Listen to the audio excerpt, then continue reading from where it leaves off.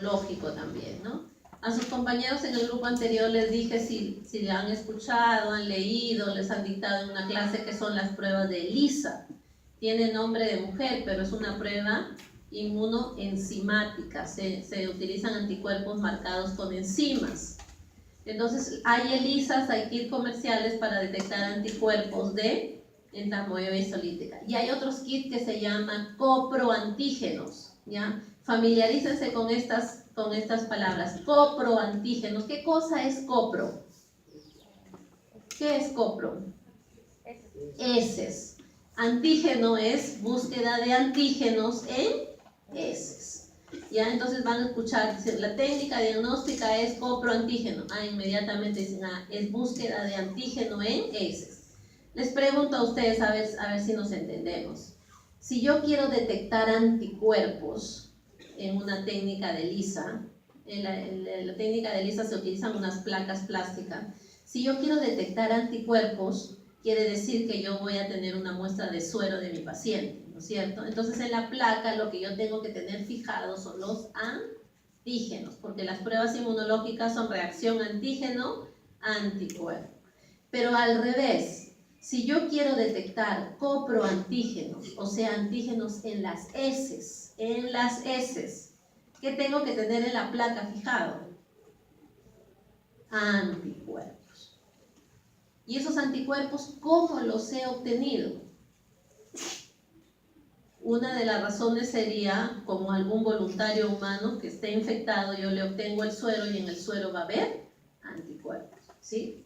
Y en algunas otras infecciones, los animalitos que siempre se utilizan, y eso lo van a hacer en inmunología, no sé si hagan práctica o seminarios, pero seguramente van a tener algún seminario en lo cual van a hablar sobre detección de anticuerpos utilizando modelos animales. ¿Y cuál es el animalito que usualmente paga pato, como digo yo, porque lo infectamos? Es el conejo, ¿no? Usualmente al conejo es el que se le infecta con algún parásito, se le inmuniza 3, 4 veces y después de la cuarta inmunización esperamos una semana, lo sangramos al vacío al conejito. ¿Qué quiere decir sangrar al vacío? Se le saca toda la sangre y sale un buen frasco, 50, 60 ml, ¿sí? Para todos esos trabajos, por si acaso se van a comité de ética de uso de animales y de humanos. O sea, no es que yo mato y infecto al conejo así. Entonces hay que saber de que para hacer este tipo de investigaciones siempre se pone a un comité de ética. Acá la San Martín sé que tienen un comité de ética. Entonces acá hay laboratorios de farmacología y todo. Entonces ustedes pregunten y digan, ¿con qué están trabajando? Con ratoncitos. Ok. ¿Tienen comité de ética? Esa es una buena pregunta que les pueden hacer. Porque no es que yo infecto al azar todos los 10.000 ratones, no. Tengo que tener un permiso de algún grupo de investigadores que me permitan hacer eso. Entonces infectamos a un conejito y luego lo sangramos y ahí tenemos los anticuerpos. Y con esos anticuerpos obtenemos antígeno. Bueno, dijimos que hay una amebiasis extraintestinal, el sitio más común es el hígado, los trofozoitos llegan por circulación portal. Estas formas aparecen después de un acceso hepático. Y cuando hay un paciente con esta amebiasis extraintestinal en el hígado, uno, ¿para qué le va a pedir muestra de heces? Porque en las heces va a salir negativo, ¿sí? Acá tenemos una foto en la cual lo que les mencionaba, en la mucosa intestinal están entrando los trofozoitos y miren cómo se reproducen que llegan a formar esta base, ¿no? Plana llena de células necróticas, llena de trofozoitos, y acá pueden ustedes ver a través de alguna prueba endoscópica, laparoscópica, ¿no? La amebiasis sintomática extraintestinal, está el hígado en primer lugar, puede llegar al cerebro. Los trofozoitos rara vez, ¿no?, se pueden presentar en el cerebro por vía sanguínea para producir un acceso cerebral. ¿En qué tipo de pacientes nosotros podemos llegar a este extremo? Si ustedes ya están haciendo su residentado, por ejemplo, ¿no?, están ya en el 2 de mayo, en Loaiza, en María Auxiliadora, y pueden encontrar un paciente con acceso cerebral por entamoeba histolítica. Le hacen todas las pruebas y es un acceso cerebral por entamoeba histolítica, o sea, tiene la entamoeba en el cerebro. Ese tipo de paciente, en qué tipo de pacientes ustedes esperarían encontrar eso? Ese es un extremo, ¿verdad? A ver si entramos a las historias clínicas y que haya caso de esos acá en Perú, yo creo que no hay. Pienso que no hay, porque ese es un caso extremo. Y si lo hay, ¿en qué pacientes serían?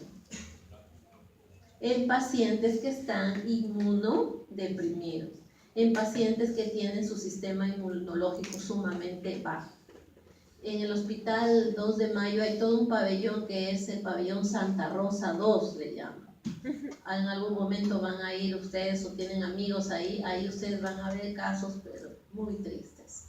Pacientes HIV, pacientes con diarrea sucesiva, con diarrea donde vamos a ver los parásitos que pueden encontrar ahí. Pacientes con toxoplasmosis encefálica, el parásito está en el cerebro. Entonces, estos tipos de parásitos especiales, les digo yo, son parásitos oportunistas que están justamente aprovechándose de que el hospedero está con su sistema inmunológico bastante bajo, ¿no? Entonces, si encuentran en algún momento de su vida, de su vida profesional, un tipo de este acceso cerebral, hay que ponerse a estudiar cómo se fue. O pacientes que están recibiendo trasplante de órganos y están con corticoides y eso también les baja las defensas, ¿no? Ok, acá hablamos un poco de acceso hepático, acá tenemos una comparación, ¿no? De una enfermedad intestinal con una enfermedad extraintestinal, cómo podemos diagnosticar un acceso hepático, ¿no? En el acceso hepático ya no lo vamos a diagnosticar con una muestra de heces, está de más, ya tienen que ser con unas pruebas de imágenes, ¿no? Una laparoscopía, una tomografía axial computarizada, de repente ahí hay algún absceso, hay que sacar algún líquido de ese hígado, ¿no? Una radiografía. Los exámenes de laboratorio, de lo que ya hablamos al inicio, ¿no? Si nosotros sospechamos de que el paciente tiene esta ameba, bueno, porque tiene diarrea, acuérdense que una diarrea con moco y con sangre, es cierto que puede ser por esta ameba, por otros parásitos también, pero también pueden ser por bacterias, ¿no es cierto? Entonces hay que, bueno, se le dice, hágase su cultivo de heces y también hágase su examen seriado de parásitos, ¿no? Entonces, a ver qué es lo que sale. De repente no es una entamoeba histolítica, ¿no? Sino es un Cryptosporidium, puede ser una diarrea por Shigella, por Salmonella, todos esos son bacterias, ¿no? Entonces, ustedes lean en su guía de práctica que hay métodos directos y hay métodos de concentración. ¿Cuáles son las ventajas? Una pregunta suelta y de repente su pasito corto. ¿Cuáles son las ventajas de utilizar un método de concentración? ¿Para qué hacemos un método de concentración? ¿Sí? ¿Qué soluciones utilizamos en un examen directo de heces y para qué sirve cada uno de ellos? ¿Qué coloraciones podemos utilizar y para qué sirven las coloraciones en láminas de parásitos? ¿Sí? Mencione 4 nombres de amebas intestinales. Mencione 2 características entre una entamoeba coli y una entamoeba histolítica. Mencione cuáles son las características del núcleo de la coli con la histolítica. Defina cómo es que es un trofozoito, que es un quiste, ¿no? Todas esas preguntas ya ustedes las pueden contestar. Estas son las técnicas inmunológicas en las cuales, como les dije, podemos utilizar indirectamente, podemos diagnosticar, indirectamente la presencia de este parásito. Y acá también en la práctica me preguntaron, por eso también agregué esta diapositiva, hay técnicas moleculares para diagnosticar, para diferenciar especies de parásitos que morfológicamente pueden ser similares, ¿no? Morfológicamente yo veo que la histolítica con la dispar, su quiste, su trofozoito son exactamente iguales. Pero una me está produciendo enfermedad y la otra no, y yo quiero salir de la duda si efectivamente las dos son histolíticas, o de repente una es histolítica y otra es dispar. Entonces lo que hago yo es a nivel de la muestra de heces, las heces del paciente, yo puedo extraer el ADN. ¿sí? Esa es una opción. La otra opción es que de esa muestra de heces yo la cultive en un medio. ¿Se acuerdan que sí podemos cultivar? Y cuando lo cultivo voy a tener muchas entamuevas. Y de ahí lo centrifugo, lo limpio y encuentro mis entamuevas muy bonitas, muy limpias. De ahí yo extraigo ADN. Les van a enseñar o ya les han enseñado métodos para extraer ADN. Extraigo ADN y luego hago la reacción en cadena de la polimerasa, en la cual ya se utilizan unos primer, iniciadores, cebadores con una Taq polimerasa, ¿no? Entonces, cuando les enseñen esa parte o si ya les han enseñado, cada vez que yo quiero hacer una reacción en cadena de la polimerasa, yo tengo que tener, número 1, mi muestra. Y número 2, extraer el ADN de esa muestra. ¿Ya? Ok. Bueno, lo que les mencionaba de que hay que hacer un diagnóstico diferencial con otro tipo de bacterias, ¿no? Shigella, por ejemplo, Yersinia, Campylobacter, Helicobacter. Helicobacter es una bacteria que está un poco relacionada con cáncer gástrico, ¿no? Hay que diagnosticarla. Carcinoma de colon, tuberculosis intestinal, ¿no? ¿Cuáles son las medidas comunitarias? Ya hemos dicho, ¿no? Si yo no quiero tener una entamoeba histolítica, número 1 puede ser una limpieza, ¿no? El saneamiento ambiental, hay que tratar a los portadores, terapia a los portadores, porque yo estoy sumamente cuidadosa, pero tengo mi vecino que está defecando al otro lado de mi casa y me está contaminando todo el ambiente. Y yo me sigo bañando, me sigo lavando las manos, todo. Entonces hay que dar terapia a los portadores, ¿no? La transmisión, mucho ojo los manipuladores de alimentos, ¿no? Personas que tienen entamoeba y no se asean bien las manos. Y también en la clase pasada hablamos de enfermedades transmitidas por vectores mecánicos. ¿Qué es un vector mecánico? A ver, tenemos 10 minutos para acabar la clase. Ahí están los vectores mecánicos, las moscas, las cucarachas, o sea, solamente los que van a transportar el parásito. Y los biológicos son aquellos que necesitan del vector para que se produzca algún estadio infectante. Y el ejemplo es el anófeles, el zancudito, que transmite la malaria, ¿ya? O la chirimacha o triatoma, que transmite la enfermedad de Chagas. Ok, entonces en las no patógenas ya les hicimos una introducción al inicio, pero acá nuevamente tenemos la coli, la germani, polecki, nana y bush. Todas estas amebas son no patógenas. ¿Y cuáles son las características? La entamoeba coli es un comensal solamente, es decir, que puede alimentarse de nuestros nutrientes, pero no nos causa daño.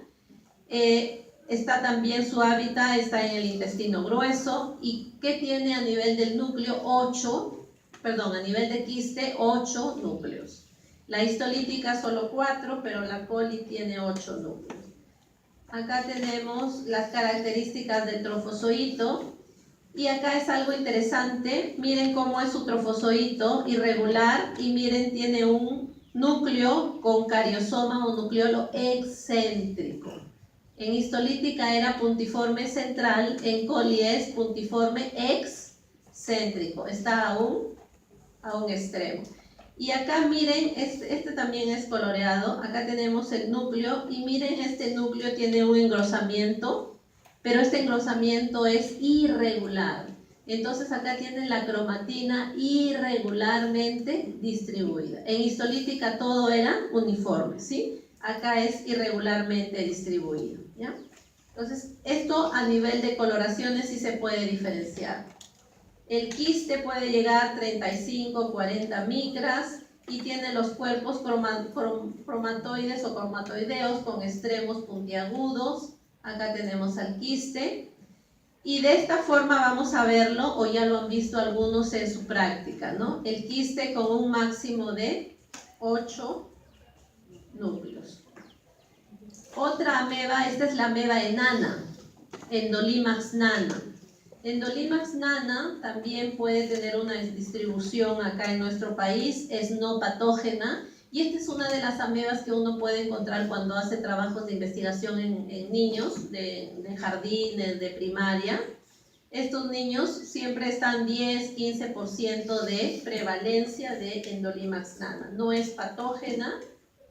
¿Y cuál es la característica de esta Endolimax? Es que tiene el quiste y el trofozoito, tiene 4 núcleos, pero miren los núcleos, no tienen un nucleolo puntiforme central, sino este núcleo es más denso, más grande, ¿no? Y no se encuentran los cuerpos cromatoideos como antes. Esta es la Yodamoeba. Esta Yodamoeba, ¿quién es el reservorio de Yodamoeba? El cerdo. Si nosotros hacemos muestreo de heces de los cerdos, vamos a encontrar a esta ameba, que es muy bonita, se ve, porque tiene su vacuola de glucógeno y cuando le ponemos yodo se ve todo marroncito. El reservorio de Yodamoeba bushley son los cerdos. Pero ¿quiénes son las personas que estamos en riesgo de tener esta ameba? Los veterinarios, los que estamos atendiendo o trabajando en el camal, por ejemplo. Entonces, esta ameba se dice que es zoonótica. ¿Por qué? Porque puede producir una infección en el animal, pero también puede producir en el humano, ¿no? Las características del trofozoito y del quiste: el cariosoma es grande, o sea, ya no es puntiforme central, sino es sumamente grande, como vemos acá, que casi tapa todo el núcleo. En esta diapositiva he colocado para que estas son todas las características del núcleo. ¿Cómo es el nucleolo o cariosoma en histolítica puntiforme central? ¿Cómo es en coli excéntrico? ¿Cómo es en Endolimax nana? Es muy grande. Y en Yodamoeba también grande, que hasta puede cubrir todo el núcleo, ¿no? Las características del núcleo. Es importante que sepan que hay una entamoeba gingivalis, su mismo nombre lo dice, puede estar en las encías. Los odontólogos tienen problemas con esta ameba porque la relacionan con problemas de piorrea, de gingivitis, encías sangrantes. Entonces uno hace un raspado, una muestra y puede encontrar esta entamoeba gingivalis, ¿no? Lo característico de esta ameba, no la vamos a ver en la práctica, no tenemos una lámina, es muy difícil obtenerla, pero es importante que sepan que solamente tiene estadio de quiste, no hay estadio de trofozoito, y también dentro del trofozoito podemos encontrar estos glóbulos, estos leucocitos, ¿no? Porque acuérdense de que puede estar produciendo problemas de inflamación en las encías, pueden haber leucocitos entonces. Y finalmente blastocistis. Blastocistis lo estamos estudiando dentro de los parásitos, dentro de este grupo de amebas, pero si ustedes revisan literatura, esto hasta ha sido considerado como un hongo. Pero hay trabajos a nivel de genética, de biología molecular, en los cuales lo clasifican más en los protozoarios, en las amebas. Y otra de las razones es que cuando se da tratamiento a niños que tienen blastocitis con alguna terapia para hongos, no funciona, ¿no? ¿Cuáles son los estadios? Vacuolar, granular y ameboide. El estadio que vamos a ver en la práctica es vacuolar. Acá tenemos una mejor diapositiva. Acá describimos las formas. Lo que vamos a ver en la práctica es algo muy bonito como esto. Tenemos una vacuola enorme que está comprimiendo, digamos, y está llevando los núcleos hacia los extremos. Vamos a ver como 4 o 5 núcleos en la periferia, ¿no? Entonces es toda una vacuola grande y este es el estadio vacuolar de Blastocistis hominis. Acá lo vemos, miren esta vacuola enorme y estos extremos acá redondeados son los núcleos, de igual manera acá. La pregunta acá es: el médico cuando encuentra o cuando un niño le reporta que tiene blastocistis en la muestra de heces, la pregunta es: ¿el médico le dará tratamiento o no? Entonces va a depender mucho de cuántos estadios de este parásito observen por campo, ¿no? En trabajo de investigación que hicimos con alumnos como ustedes años atrás, que está publicado en la revista acá de la universidad, en niños de un colegio en San Juan del Lurigancho hubieron casi el 40% de niños con blastocistis y tenían 30 a 40 estadios vacuolares por campo. Todos estos niños fueron derivados a la posta médica y el médico ya tenía que tomar el criterio de darle o no tratamiento, ¿ya? Entonces yo puedo observar un blastocista en un campo de 40, pero observar 30, 40, 50, o sea, ese niño está muy infectado. Y lo interesante era que estos niños no presentaban síntomas. Lo que sí se relacionó con su grado de aprendizaje. Estos niños estaban mal en las clases, o sea, tenían bajo poder de concentración, ¿no? Entonces dice, un porcentaje de infectados es asintomático y en inmunodeprimidos siempre hay diarreas, pues, ¿no? También puede producir urticaria, ¿no?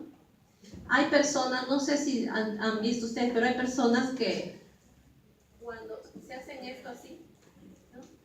Se pasan acá, les sale todo como una roncha, ¿ya? Entonces, usualmente las personas que están infectadas con blastocistis y también me parece con Helicobacter pylori tienen este tipo de, tienen un nombre, a ver si me ayudan a buscarlo, dermatograph, alguna prueba así. Entonces, que se pasan la uña por el brazo y se queda toda una roncha, ¿no? Nosotros probablemente no, pero las personas que están con este tipo de infecciones pueden tener esto, ¿no? Le da como una urticaria. Ok, el control, entonces, como hemos visto que el mecanismo es contaminación fecal, entonces hay que tener mucho cuidado con los manipuladores de alimentos, con tener basurales al lado de la casa. Lamentablemente a veces pasa eso en algunos lugares, entonces las moscas que van a nuestra comida, ¿dónde han estado antes, no? Ok, jovencitos. Y acá hay un señor porque no sabe qué parásito tiene, ¿no? Entonces tiene que hacerse una muestra de heces. Ok, entonces hemos visto todo lo que son amebas intestinales. Su próxima clase va a ser amebas de vida libre, ¿ya? Estas amebas bajo ciertas circunstancias van a producir algún tipo de patología. Ojo con los problemas neuronales, lean un poco al respecto. Y ayúdenme, colaboren en el sentido de que avisen a sus compañeros de que mañana vengan no a las 7:30, los del primer grupo, sino a las 9 para poder reestructurarnos en los otros horarios. Si alguno no escuchó su práctica el martes, tiene la opción de escucharlo hoy o mañana. Si no, ya la perdió y tiene 0 en sus 3 evaluaciones.